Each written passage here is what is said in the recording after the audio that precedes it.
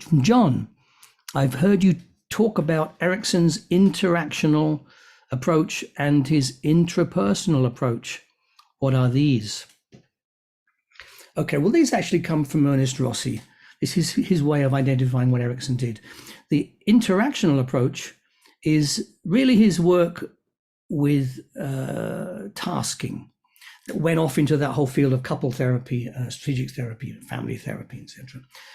Interactional, because you're interacting with the client and getting them to interact with reality, with people in their lives, with everyday life, to bring about some kind of new learning because of the way they interact with others. So you give them a task, they go off and carry out the task, and they learn something from doing that. And that then helps bring a change from inside themselves. So their interactional approach is making change happen from outside in. Something happens outside, creates an inner change. Okay. The intrapersonal is where, as it suggests, you are communicating intimately with the person in hypnosis usually. This is where you're trying to bring a change from the inside out. So you're bringing about a change or new learnings with the hypnosis and using the unconscious mind, which then brings about an external change in the client's behavior. So Erickson did both. And I recommend that you learn how to do both of these, because Erickson did. And I don't know quite why it happened, but I have an idea. But back in the 70s, what happened was these were the two approaches that were picked up by researchers and psychologists and psychotherapists, but they never kind of pursued using both of them like Erickson did. They mainly took one or the other. So some people went in the hypnosis directions, some people went into the tasking directions, with systemic therapy, etc.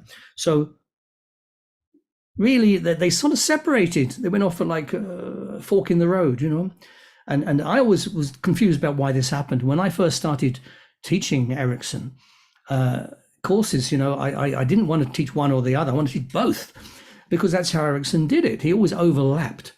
It was like he wanted to get the client from every possible direction so they couldn't escape his therapy. So he would use hypnosis, he would use tasking, he would use metaphors. He'd try and get them from every single angle.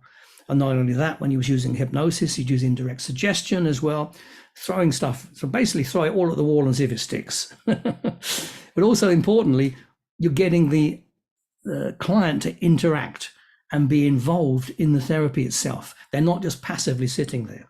They're doing something in the therapy when they're sitting there, but also doing something out there in the world.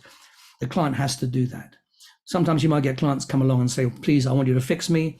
I like you do on television, you know, just click your fingers and I want to be better.